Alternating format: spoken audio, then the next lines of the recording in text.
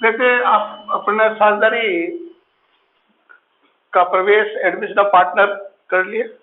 अब है आपके रिटायरमेंट ऑफ पार्टनर, साझेदार का अवकाश ग्रहण या निवृत्ति। जब कोई साझेदार फर्म से अलग हो जाता है तो ऐसी दशा के अंतर्गत उस साझेदार के फर्म से अलग होने वो अपने स्वेच्छा से या किसी कारणवश अलग होता है तो ऐसी दशा में उसको साझेदारी से अवकाश ग्रहण करना कहते हैं। अब जब साझेदार के द्वारा अवकाश ग्रहण किया जाता है तो अवकाश ग्रहण के समय और यदि किसी साझेदार की मृत्यु हो जाती है तो डेथ की दशा में, इस दशा में कुछ समस्याएं उत्पन्न होती है। पहले जो समस्या उत्पन्न होती है कि जब जो साझेदार अवकाश ग्रहण करता है उस साझेदार के द्वारा हिस्सा पीछे रहने वाले साझेदारों को दिया जाएगा तो आपके नया अनुपात निकालने के समय में समस्या उत्पन्न होती है। यदि कोई इंफॉर्मेशन नहीं दे रखी है तो फिर पुराने साझेदारों के बीच में नए साझेदार के जाने के बाद में जो अनुपात पहले क्या था वही अनुपात, यानी पुराना अनुपात जो होता है वही नया अनुपात हो जाएगा। लेकिन यदि वो पर्टिकुलर किसी साझेदार को अपना हिस्सा देकर के जाता है या जाने वाले साझेदार से पीछे रहने वाले साझेदार किसी निश्चित अनुपात में उसका हिस्सा खरीदते हैं तो ऐसी दशा का अंतर्गत नया अनुपात निकालने की समस्या उत्पन्न होती है। तो नया अनुपात निकाला जाएगा और गेन रेशियो निकाला जाएगा। गेन रेशियो निकालने के लिए आपके नया अनुपात माइनस पुराना अनुपात, new profit sharing ratio minus old profit sharing ratio, यह आपके गेन रेशियो का सूत्र होता है। प्राप्ति का अनुपात, जो साझेदार अवकाश ग्रहण करता है रहने वाले साझेदार जाने वाले साझेदार से किस अनुपात में उसका हिस्सा खरीदते हैं तो उस अनुपात की गणना की जाती है। अब ख्याति का मूल्यांकन, वैल्यूएशन ऑफ गुडविल, गुडविल का जब ट्रीटमेंट किया जाता है, जो साझेदार अवकाश ग्रहण करता है अवकाश ग्रहण करने वाले साझेदार के हिस्से की ख्याति का मूल्यांकन किया जाएगा और जो भी प्रश्न में जिस मेथड से कहा जाएगा उसके अनुसार गुडविल का वैल्यूएशन करेंगे। और गुडविल का वैल्यूएशन करने के बाद में जो रिटायरिंग पार्टनर का जो हिस्सा है share of retiring partner calculate किया जाएगा और उसे गेन रेशियो में डिवाइड कर दिया जाएगा। रिमेनिंग जो पार्टनर है उनके कैपिटल अकाउंट को गेन रेशियो में डेबिट किया जाएगा और रिटायरिंग पार्टनर के कैपिटल अकाउंट को उसके हिस्से की गुडविल की राशि से क्रेडिट किया जाएगा। उस दशा में एंट्री बढ़ेगी, एंट्री में भी रिमेनिंग पार्टनर कैपिटल अकाउंट दिया to retiring partner capital account, remaining partner के आगे लिख देंगे इन गेन रेशियो और रिटायरिंग पार्टनर के आगे कॉस्ट लिख दियो शेयर ऑफ हिज गुडविल। तो ऐसी कंडीशन में इस प्रकार गुडविल का ट्रीटमेंट किया जाएगा। यदि आपके उसके रिटायरमेंट करने से पहले के बैलेंस शीट के अंदर गुडविल दे रखी है तो पहले उस गुडविल को रिमूव कर दिया जाएगा, हटा दिया जाएगा। रिव्यू करने के बाद में गुडविल के ट्रीटमेंट की जो एंट्री मैंने आपको बताई अभी वो प्रविष्टि की जाएगी। आगे ध्यान दीजिए भाई और बहने, इसके अंतर्गत ये होता है कि संपत्तियां एसेट्स का आपके रिवैल्यूएशन किया जाएगा और लायबिलिटीज का रीअसेसमेंट किया जाएगा। इसका वो एडमिशन ऑफ पार्टनर की तरह ही होगा, वही रिवैल्यूएशन अकाउंट बढ़ेगा। एसेट्स में इंक्रीज होगा तो उस कंडीशन में प्रविष्टि बढ़ेगी। एसेट्स अकाउंट दिया to revaluation account, same entries, revaluation के सेम एंट्री, इसमें भी revaluation account as it is बनेगा। रिवैल्यूएशन अकाउंट और profit and loss adjustment account, इसे profit and loss adjustment account के नाम से भी आप संबोधित कर सकते हैं और रिवैल्यूएशन अकाउंट के नाम से भी। तो वही सेम एंट्रीज होगी। एडमिशन ऑफ पार्टनर के टाइम में आप एसेट्स का रिवैल्यूएशन और लायबिलिटीज का रीअसेसमेंट करते हैं, उस समय जो प्रविष्टियां की जाती है वही प्रविष्टियां की जाएगी। फिर एक बार आपको प्रविष्टियां मैं वापस बोल के बता देता हूं। When the increase in asset, संपत्तियों में वृद्धि होने पर इसमें वही एंट्री होगी पहले वाली जो कर रहे थे अपने एसेट अकाउंट दिया to revaluation account.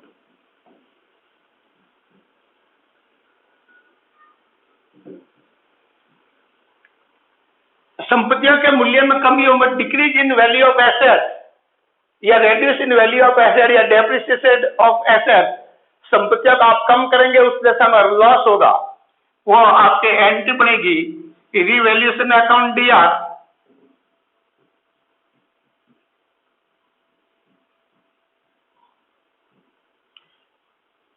Amount of decrease या डेप्रिसिएटेड, ये अमाउंट ऑफ इंक्रीज। लाइबिलिटीज दायित्व में आपके वृद्धि होने पर, दायित्व में जब वृद्धि होती है तो हानि होती है, लॉस होता है। तो ऐसे when the increase in liabilities, तो एंट्री में आपको होगी रिवैल्यूएशन अकाउंट दिया टू रेस्पेक्टिव लाइबिलिटीज, जो भी पर्टिकुलर लाइबिलिटीज होगी उसका नाम लिख देंगे। दायित्व में कमी होने पर आपको बेनिफिट होगा, लाइबिलिटीज का पेमेंट नहीं करना पड़ेगा। ऐसी कंडीशन के अंतर्गत लाइबिलिटीज के अकाउंट को आप क्लोज करेंगे। लाइबिलिटीज का क्रेडिट बैलेंस है उसको हटाएंगे तो वो लाइबिलिटीज का अकाउंट डेबिट हो जाएगा। एंट्री बन जाएगी पर्टिकुलर लाइबिलिटीज अकाउंट दिया to revaluation account. Any assets or liabilities not recorded in books and bring in the books, ऐसी संपत्ति और दायित्व जो आपके पुस्तकों में लिखे हुए नहीं है और उसे पुस्तकों में लाना है। तो एसेट्स को लाने पर अनरिकॉर्डेड एसेट्स को आप रिकॉर्डेड करना चाहेंगे, शो करेंगे, तो ऐसी condition bring in the books, पुस्तकों में लाएंगे तो प्रविष्टि की जाएगी एसेट्स अकाउंट दिया टू रिवैल्यूएशन अकाउंट। और after revaluation prepare balance sheet में इस एसेट्स को दिखा दिया जाएगा। Any liabilities not shown in the balance sheet before retirement of partner, तो सच लाइबिलिटीज इफ आपके फाइंड होगी, प्राप्त होगी या ज्ञात हो जाएगी, तो ऐसी कंडीशन में उस लाइबिलिटीज को शो करेंगे। तो लाइबिलिटीज पुस्तक में आप लाएंगे तो नुकसान होगा, रिवैल्यूएशन अकाउंट दिया टू पर्टिकुलर लाइबिलिटीज अकाउंट। अब आपके after revaluation prepare revaluation account तैयार करेंगे, वो same method, no change.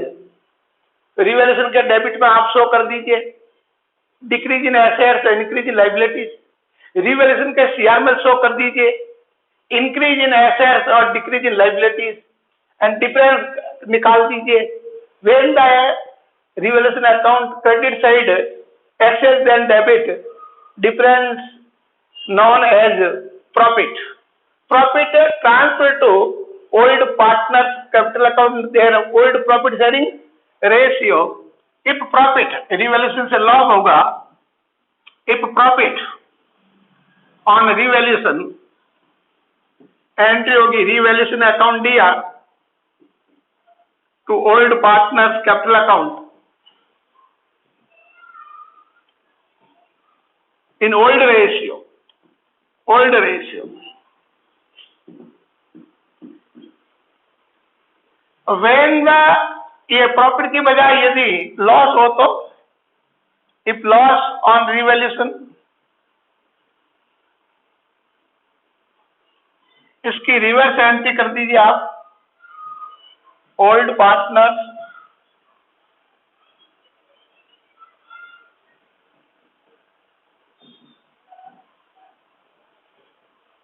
Revaluation account. अब इसके बाद में पार्टनर कैपिटल अकाउंट बनाएंगे और साझेदारों की पूंजी निकाल दी जाएगी। लेकिन अब जो ये तो मैंने आपको रिवैल्यूएशन, अब है आपके अनडिस्ट्रीब्यूटेड प्रॉफिट और loss on retirement time. If in liabilities of balance sheet given, liability side balance sheet given, revenue reserve, general reserve, reserve fund, profit and loss account balance, any reserve या fund, तो all are known as undistributed profit। ये सारी बातें अवितरित लाभ के नाम से जानी जाती है और अवितरित लाभ को पुराने साझेदार में पुराने अनुपात को बांट दिया जाएगा, जैसे कि एडमिशन ऑफ पार्टनर के टाइम में करते हैं। तो एडमिशन ऑफ न्यू पार्टनर में करते हैं, सेम ट्रीटमेंट, नो चेंज। तो ऐसी कंडीशन के अंतर्गत आपका एंट्री हो जाएगी अन्य डिस्ट्रीब्यूटेड यानी जनरल प्रॉफिट जो भी होंगे, general reserve account DR, general fund account DR, profit and loss account DR, revenue reserve account DR, to old partners capital in old profit sharing ratio. If undistributed loss दे रखा हो in asset side given profit and loss account balance, so known as undistributed loss.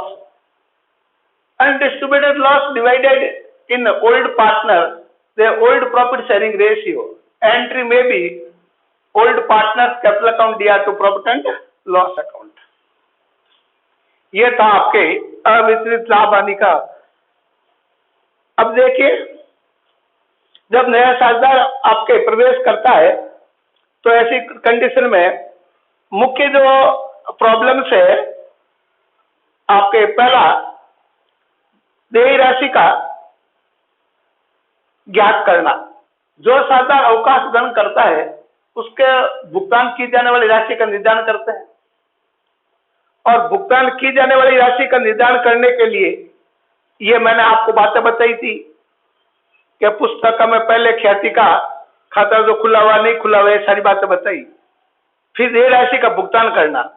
पहले मैंने देय राशि का निर्धारण करते समय मैंने आपको अभी बताया था कि जो साझेदार अवकाश ग्रहण करता है तो अवकाश ग्रहण के समय का, अवकाश ग्रहण के पहले की जो बैलेंस शीट दी हुई है उस बैलेंस शीट में साझेदार के पूंजी खाता का शेष दे रखा है। तो पहले उस साझेदार का पूंजी खाता का शेष कैपिटल अकाउंट में उस लिख दीजिए। जो साझेदार अवकाश ग्रहण करता है उसके देय राशि का निर्धारण करने के लिए पहले उसका कैपिटल अकाउंट का बैलेंस। फिर यदि करंट अकाउंट खुले हुए कैपिटल यदि स्थिर पूंजी पद्धति के आधार पर रखी जाती है तो स्थायी पूंजी पद्धति के आधार पर यदि पूंजी खाते रखे जाते हैं तो उस दशा के अंतर्गत करंट अकाउंट के बैलेंस को भी कैपिटल अकाउंट में ट्रांसफर करके क्लोज कर दीजिए। तो जैसे कि करंट अकाउंट का बैलेंस लाइबिलिटीज में दे रखा है तो current partner current account DR to capital account. यदि एसेट्स में दे रखा है तो ऐसी कंडीशन के अंतर्गत partners capital account DR to current account, ये करंट अकाउंट क्लोज हो जाएगा और करंट अकाउंट का बैलेंस कैपिटल में आ जाएगा। लाइबिलिटीज वाला सीआर में लिख देंगे, कैपिटल अकाउंट के सीआर में बाई करंट अकाउंट, और एसेट्स वाला डेबिट में लिख देंगे टू करंट अकाउंट। उसके बाद में रिवैल्यूएशन का जो ट्रीटमेंट होगा ये भी बताया था। रिवैल्यूएशन का प्रॉफिट या लॉस होगा उसको इस प्रकार जो कैलकुलेट करके आप ट्रांसफर कर देंगे। अनडिस्ट्रीब्यूटेड प्रॉफिट या लॉस पड़े हैं तो उसका मैंने अभी ट्रीटमेंट बताया था। वो जो अपने एडमिशन में करते हैं एडमिशन ऑफ पार्टनर में सेम डिटो, इसमें भी कोई चेंजेस नहीं है भाई, और आप उसको आप उसमें ट्रांसफर कर दीजिए। अब ध्यान दीजिए आप गुडविल का ट्रीटमेंट, ये भी मैंने अभी आपको बता दिया था। गुडविल वो जो ला रहा है, जो भी साझेदार है अवकाश ग्रहण करने से पहले की बैलेंस शीट में गुडविल है तो उसको पहले हटा दो, फिर रिटायरिंग पार्टनर के हिस्से की कैलकुलेट कर लो और रिटायरिंग पार्टनर के कैपिटल अकाउंट को उसके हिस्से की गुडविल से क्रेडिट कर दो और रिमेनिंग पार्टनर को ज्ञान रेशियो में डेबिट कर दो। ये गुडविल का ट्रीटमेंट हो गया। फिर आपके यदि कोई जॉइंट लाइफ पॉलिसी वगैरह हो या इंडिविजुअल लाइफ पॉलिसी हो उसकी सरेंडर वैल्यू का ट्रीटमेंट कर दो। डेथ के टाइम में पूरी रकम का ट्रीटमेंट हो जाएगा। जो भी साझेदार डेथ होती है उसके नाम जॉइंट लाइफ पॉलिसी हो तो उसके पूरे पैसे मिलेंगे और आपके जॉइंट लाइफ पॉलिसी को कैपिटल अकाउंट में ट्रांसफर कर दो। लाइफ पॉलिसी है तो उसकी सरेंडर वैल्यू ट्रांसफर कर दो। ये करने के बाद में या रिटायरमेंट के टाइम में जॉइंट लाइफ पॉलिसी का भी सरेंडर वैल्यू ट्रांसफर कर दो। इसके बाद में रिवैल्यूएशन अकाउंट के दोनों साइड का पार्टनर्स कैपिटल अकाउंट के दोनों साइड का योग कर लिया जाएगा, डिफरेंस निकालेंगे और डिफरेंस निकालने के बाद में उसको भुगतान किया जाएगा। अब जो साझेदार अवकाश ग्रहण करता है उसका भुगतान करने के भी मेथड है। लमसम पेमेंट, एक मुश्त भुगतान, एक साथ पूरा पेमेंट कर दो। तो पहले है देय राशि का निर्धारण, तो मैंने आपको बता दिया था देय राशि का निर्धारण कैसे करते हैं। ख्याति का मूल्यांकन करके लेखा करना, संपत्ति दायित्व में जो वृद्धि और कमी है उसके पुनः मूल्यांकन करके रिवैल्यूएशन के लाभ हानि का तो उसको दिखाना, और वितरित अनडिस्ट्रीब्यूटेड प्रॉफिट या लॉस है उसको वितरण करके उसमें शो कैपिटल अकाउंट में शो करना, करंट अकाउंट के बैलेंस को कैपिटल में ले जाकर के बंद कर देना, और जॉइंट लाइफ पॉलिसी है तो उसकी सरेंडर वैल्यू या लाइफ पॉलिसी है उनकी सरेंडर वैल्यू को आपके लाभ आदि का अनुपात में ट्रांसफर करके उसके खाते को क्लोज कर देना। ये पहले आपके सारी मदद करने के बाद में उस साझेदार के हिस्से की आप पूंजी ज्ञात कर देंगे। अब पूंजी ज्ञात होने के बाद में अब उसका भुगतान कैसे किया जाएगा ये ध्यान दीजिए कि जब कोई साझेदार अवकाश ग्रहण करता है तो अवकाश ग्रहण करने वाले साझेदार की पूंजी के भुगतान करने की विधियां या निपटारा करने की विधियां देखिए। डिस्पोजल ऑफ कैपिटल निपटारा कैसे करेंगे?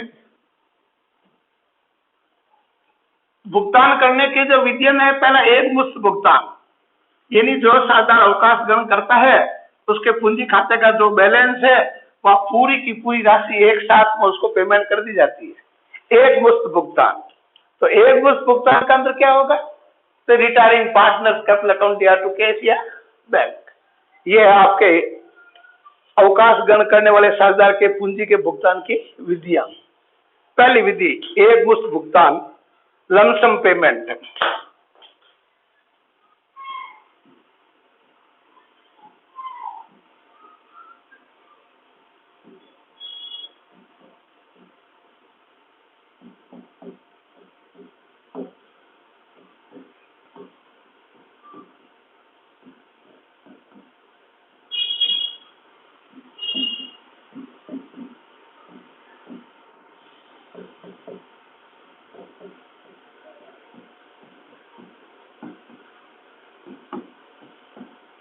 Payment of method of due capital to retiring partner. तो ये पेमेंट के जो मेथड है, फर्स्ट मेथड है लमसम पेमेंट, एक मुश्त भुगतान, लमसम पेमेंट।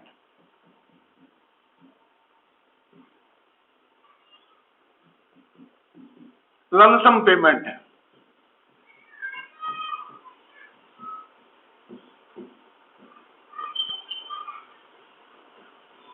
एक मुश्त भुगतान, एक साल में उसकी सारी की सारी कैपिटल, नाम है सिर्फ ऑन लिख दो लमसम पेमेंट।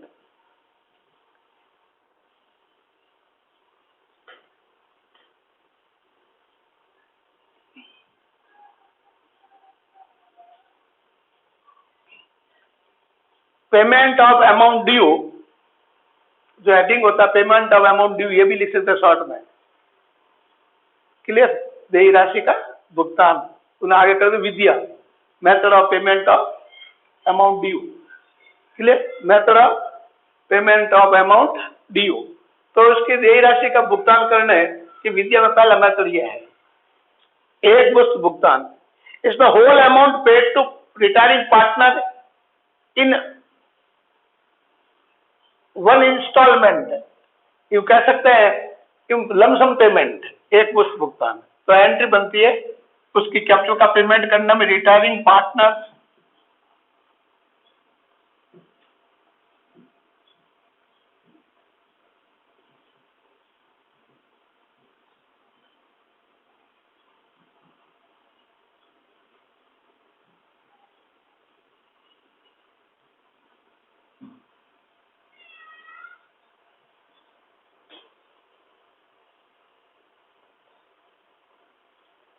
दूसरा है किस्तों में भुगतान, पेमेंट इन इंस्टॉलमेंट, किस्तों में भुगतान।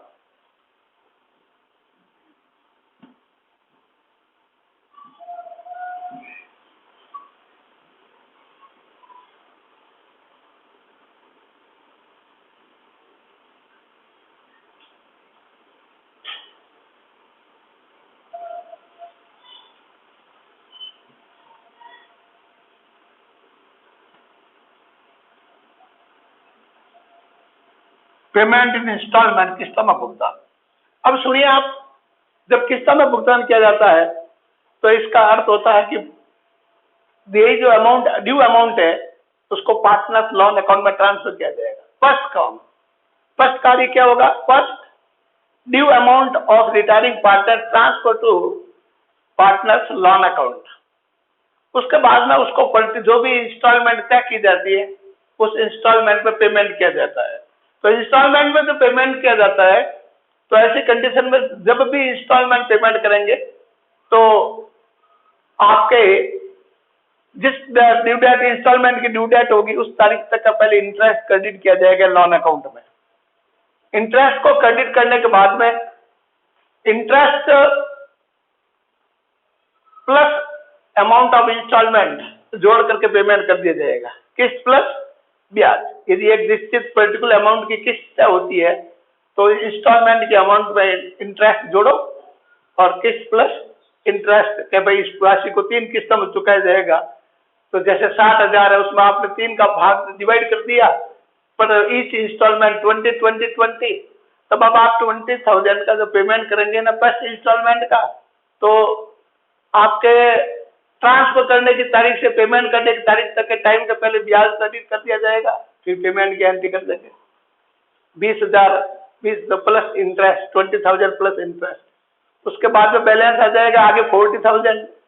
फिर उस 40,000 का इंटरेस्ट जब भी आप आफ्टर ईयर है या 6 मंथ आफ्टर इंस्टॉलमेंट पेमेंट कर रहे हैं, जो भी आप पेमेंट कब कर रहे हैं उस पीरियड का आपके पिछले बैलेंस को आगे लाने की तारीख से आपके पेमेंट करने की तारीख तक का इंटरेस्ट क्रेडिट कर दिया जाएगा।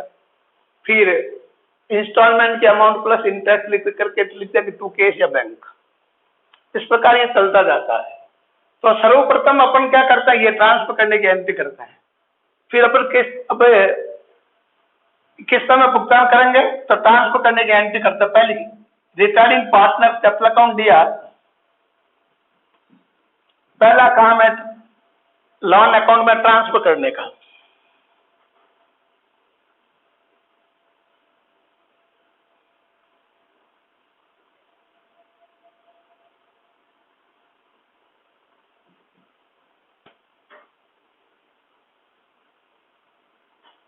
पार्टनर्स लोन कर दो,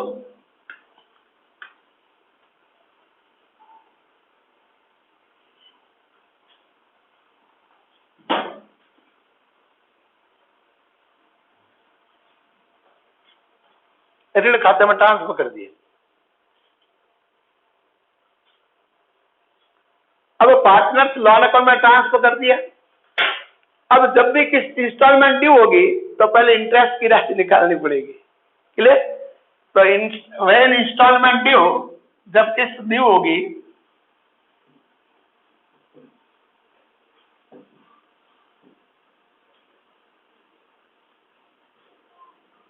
तो एंट्री में भी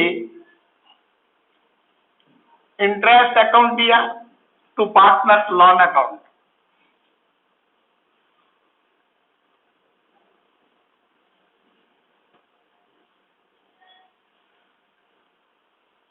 फिर पेमेंट ऑफ इंस्टॉलमेंट किस्त का भुगतान करने पर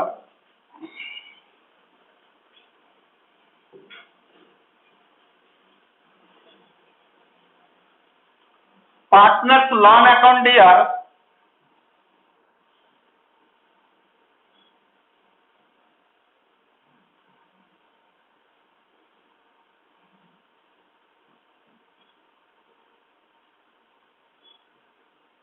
कैश या बैंक अकाउंट। अब इस कंडीशन में क्या होगा, ये यदि पर्टिकुलर कर देगा इसको 3 किस्तों में पेमेंट किया जाएगा, 2 में पेमेंट किया जाएगा, 4 में पेमेंट किया जाएगा, तो उस कंडीशन में हमेशा याद रखना इंस्टॉलमेंट के अमाउंट में इंटरेस्ट की अमाउंट जोड़ करके पेमेंट किया जाएगा। तो पेमेंट की जो अमाउंट होती है इस अमाउंट में होता है amount of installment plus interest, amount of installment plus interest, ये जोड़ के पेमेंट किया जाता है। भाई 20,000 3 किस्त तो दे देना, 8,000 या ब्याज कौन देगा, तो उसके साथ में ब्याज दिया जाएगा। Interest is not included in amount of installment, इसमें शामिल नहीं है, उसके साथ ब्याज का भुगतान किया जाता है। एन्युटी मेथड में क्या होता है, साथ में किया जाता है। जो अमाउंट होती है एन्युटी की, बात तो जानी है, वही फिक्स है, उस समय ब्याज को जोड़ करके पेमेंट नहीं किया जाता। बाकी इस मेथड में आपके जब पेमेंट इन इंस्टॉलमेंट, तो इन कंडीशन में amount of installment plus interest, ये जैसे जैसे आपके किस्त ड्यू होती जाएगी ये एंट्री हर साल होगी, ये होगी और ये होगी, ये दो एंट्री होगी, ब्याज ड्यू फिर इंस्टॉल का पेमेंट, ब्याज ड्यू, इंटरेस्ट ड्यू और payment of installment, interest due, payment of every year, या जो भी आपके पेमेंट करने की जो प्रोसेस है, आफ्टर 3 मंथ है, 6 मंथ है, एनुअली है, तो मोस्टली होता है हाफ ईयरली या एनुअली, हाफ ईयरली या एनुअली इंस्टॉलमेंट होती है। इस प्रकार आपके पेमेंट किया जाता है। अब पेमेंट करने के बाद में एंड ऑफ द ईयर ये अमाउंट ऑफ जो इंटरेस्ट है इसको प्रॉफिट एंड लॉस अकाउंट में ट्रांसफर कर देते हैं।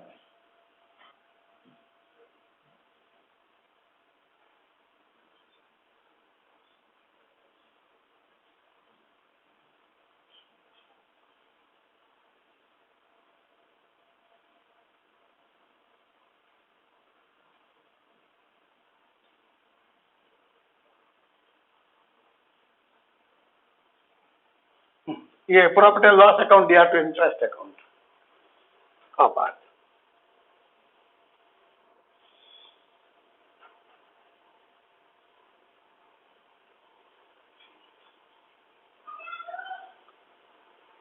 ये तो आपका फर्स्ट मेथड हुआ।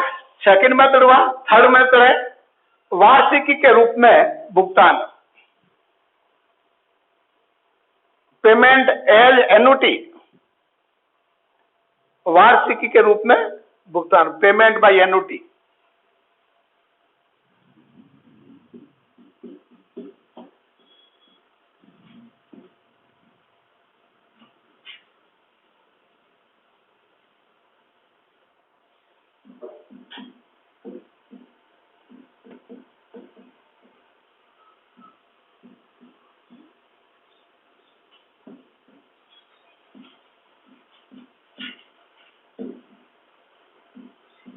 एन्युटी इन दिस कंडीशन, जब वार्षिकी के रूप में यदि भुगतान किया जाता है तो पार्टनर की कैपिटल की जो ड्यू अमाउंट है उसको एन्युटी अकाउंट में ट्रांसफर कर दिया जाता है। पार्टनर से कैपिटल अकाउंट का जो ड्यू अमाउंट बैलेंस है उससे transfer to annuity account, and on the आपके due date of payment of annuity, वार्षिकी के भुगतान की जो देय तिथि होती है, तो उसमें आपके पास वार्षिकी का भुगतान कैसे किया जाएगा उसके बारे में कोई अमाउंट दी हुई होगी या आपके पास इंफॉर्मेशन होगी, तो उसके हिसाब से वार्षिकी की राशि अपन निकालेंगे। कभी कभी तो क्या होता है, आपके पास प्रेजेंट वैल्यू फैक्टर, वर्तमान मूल्य कारक ऐसे तालिका डेट की होती है टेबल के हिसाब से, तो उसको उस अमाउंट से मल्टीप्लाई करते हैं, जो राशि निकलती है हर साल वो पेमेंट की जाएगी। और यह पहले से ऐसा तय कर रखा होता है कि वो एक पर्टिकुलर इतनी राशि प्रत्येक वर्ष प्राप्त करेगा, तो उतनी राशि हर साल उसको पेमेंट की जाएगी और ब्याज अकाउंट को क्रेडिट करते जाएंगे। ब्याज प्लस करके पेमेंट नहीं करते हैं, वो तो इसमें होता है किस समय भुगतान वाला में। वार्षिकी में यदि कोई देखो, ऋण खाते में जब हस्तांतरण किया जाता है और ऋण खाते में ट्रांसफर की गई राशि संपूर्ण राशि प्राप्त करने से पूर्व यदि उस साझेदार की मृत्यु हो जाती है तो उस साझेदार के ऋण खाते में जो बची हुई राशि होती है उसके उत्तराधिकारियों को दी जाएगी, यदि ऋण खाते में हस्तांतरण किया जाता है।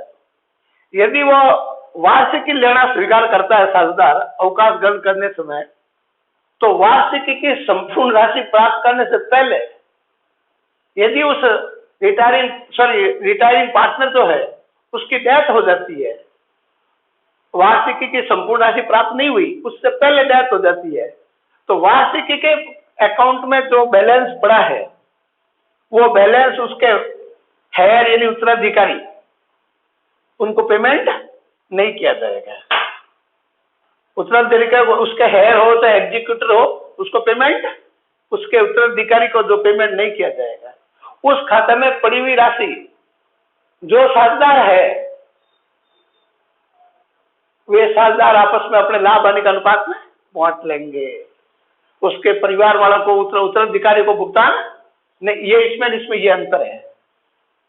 क्लियर। और बाकी ट्रांसफर करते समय यहाँ अपन लिखते हैं ना, अभी जैसे ये ऋण खाता में लिखा अभी अपने ये, तो ये पेमेंट एन्युटी वाला यही एंट्री, सेम एंट्री यही होगी वार्षिकी वाला में भी। या एन्युटी शब्द लिख देंगे, बाकी कुछ नहीं है। लोन की जगह क्या लिख देंगे? रिटायरिंग पार्टनर कैपिटल अकाउंट दिया तो एन्युटी अकाउंट। मैं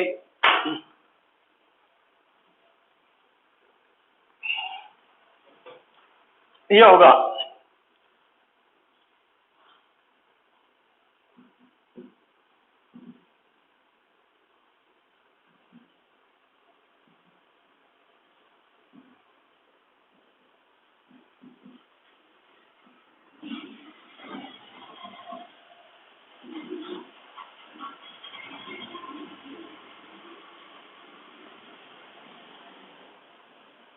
फिर इंटरेस्ट ड्यू होने पर, इधर ट्रांसफर है इंटरेस्ट ड्यू, तो इंटरेस्ट ड्यू होने पर वही एंट्री, इंटरेस्ट लोन की जगह एन्युटी शब्द लिखना, बाकी कुछ नहीं। इंटरेस्ट अकाउंट दिया,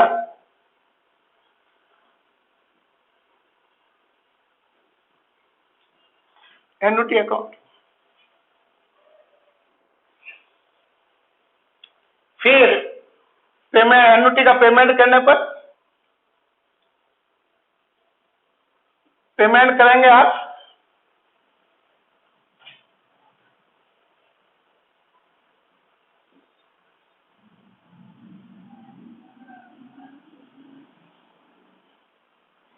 ठीक है, ब्याज को ट्रांसफर कर दो, यही एंट्री।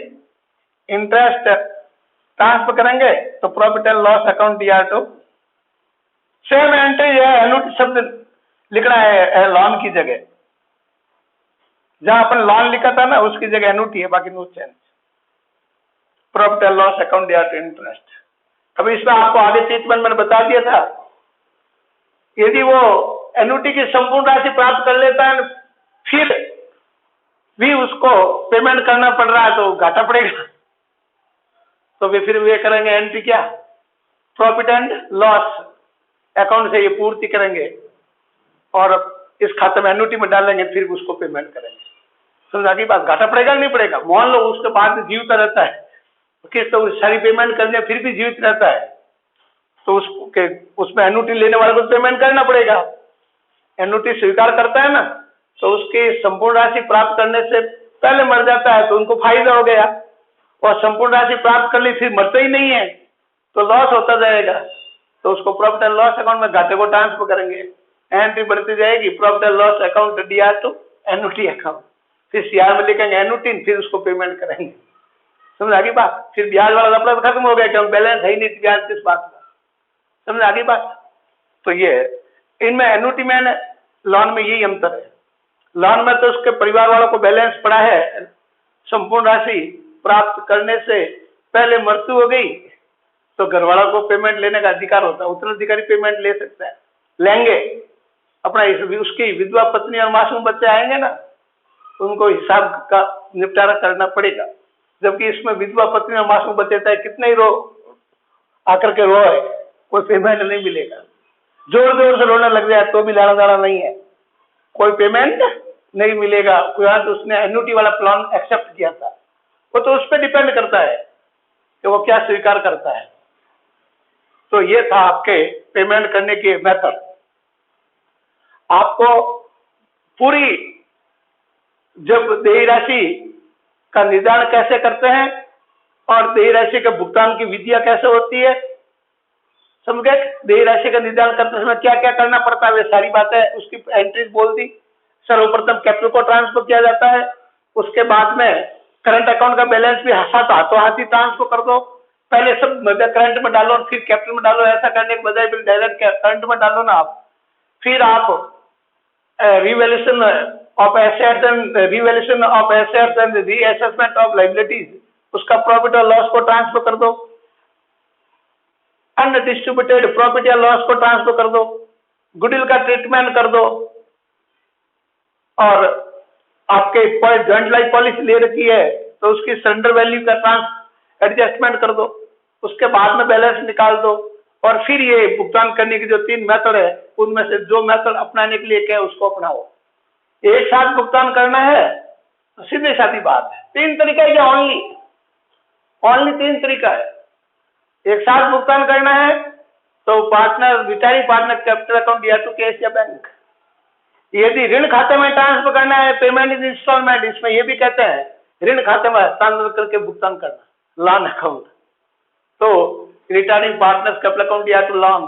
फिर इंटरेस्ट ड्यू होने पर पेमेंट ऑफ इंस्टॉलमेंट, तो इंटरेस्ट अकाउंट दिया टू पार्टनर लॉन अकाउंट। फिर पेमेंट करने पर पार्टनर लॉन अकाउंट दिया टू कैश या बैंक। फिर इंटरेस्ट को ट्रांसफर करने पर प्रॉफिट एंड लॉस अकाउंट दिया टू इंटरेस्ट। ये एंट्री सेम एन्युटी में है। एन्युटी में सिर्फ ओनली लॉन की जगह वर्ड आएगा क्या, एन्युटी, बाकी कोई डिफरेंस नहीं है। ब्याज ड्यू होने की एंट्री भी वही होगी। इसमें ये जरूर है लॉन वाले में कि अमाउंट ऑफ इंस्टॉलमेंट में इंटरेस्ट जोड़ के पेमेंट करता है। और कभी क्वेश्चन में लिख दे कि ब्याज अलग से देंगे, मना कर दे कि ब्याज जो भी पर्सनल इन्फॉर्मेशन नहीं है हमेशा जोड़ के दिया जाता है। और इसमें परमानेंट है, कोई ब्याज का अलग सीआर में लिखते जाएंगे और पेमेंट करेंगे। जो एन्युटी उसको पेमेंट की जाएगी, हर साल जो भुगतान किया जाएगा वो राशि डेबिट में लिखते जाएंगे। तो पहले ट्रांसफर कर दो रिटायरिंग पार्टनर कैपिटल दिया तो एन्युटी अकाउंट, फिर इंटरेस्ट ड्यू होने पर इंटरेस्ट दिया तो एन्युटी, फिर एन्युटी का पेमेंट करने पर एन्युटी दिया तो क्या, कोई एन्युटी सस्पेंस भी लिखे भाई, एन्युटी सस्पेंस वर्ड भी यूज करे, एन्युटी भी यूज, उन्हें कोई मतलब नहीं है। एन्युटी अकाउंट और फिर ब्याज को ट्रांसफर कर दो, प्रॉफिट एंड लॉस दिया तो इंटरेस्ट। अब आपको ये, अब कल इसके प्रैक्टिकल कर देंगे।